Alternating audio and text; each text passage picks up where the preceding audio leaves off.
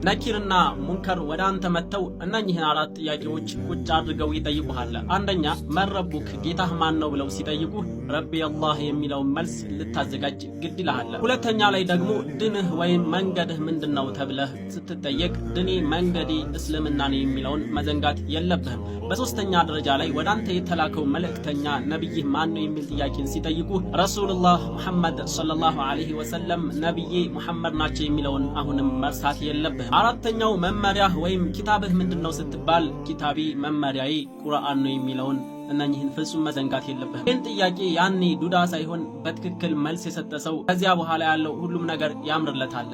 ይሄ ግር ካለህ ከተደናገረህ ዱዳ ከሆንክ ደግሞ ዋኪሳራው አላሁ ሱብሓነሁ ወተዓላ ያኔ ድንግር ሳይለን እነኚህን ጥያቄዎች ከሚመልሱት ባሮቹ ያድርገን። ኺታማችን አላህ ያሳምርልን። ይህንን ወሳኝ ቪዲዮ ሁላችንም በደንብ በቻልነው አቅም ሼር በማድረግ ለሌሎች በማስታወስ የአጅሩ ተቋዳሽ እንሆንላለሁ። ወሰላሙ አለይኩም ወራህመቱላሂ ወበረካቱ።